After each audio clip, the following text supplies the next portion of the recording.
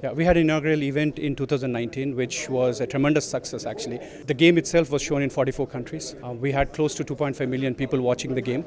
Predominantly, this was, all across India. But you would see that people logging in from Germany who's following the game. We had our T-shirts, by the way, Hyderabad Blackhawks T-shirts being worn by some of the players in Germany while they were playing their local leagues to show solidarity towards what we're doing here and to show the support that they're with us in the league as well. So it was a huge success. Now, I think from there to what we are right now, there's been a change in structure. So what happens usually in the leagues, I'm part of quite a few leagues, and what I do see is that you have a league product, but then the owners are taking a loss for 10 years. And what happens there is, the wealthy ones can withstand, but the ones who are passionate about the sport and has come in to provide more support to the sport and all of that, it gets financially unviable for them, right?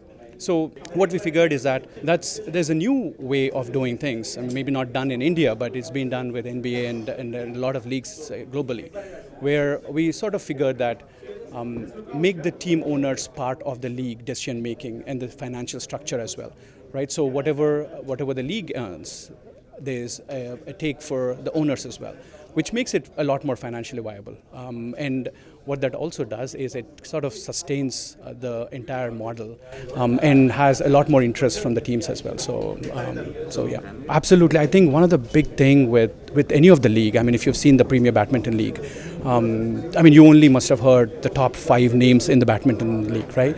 But then the moment Premier Badminton League was introduced into the country, you were seeing, some of the names are household names now, right? You're talking about 40, 50 names that you would reel off.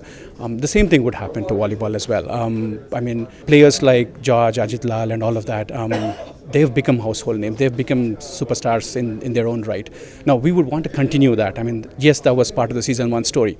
Now, take that into season 2, season 3 and, keep going. And I'm sure there's a lot of talent that needs to be unearthed from places, rural places in Hyderabad, in Andhra Pradesh, that there's got a lot of talent out there that I think that's predominantly, if there is one factor that we really want to get this into, it's unearthing and digging up those players who really could make a difference to the national team itself, but also to their lives, to how they play sport and how they bring up sport in general across the country. So.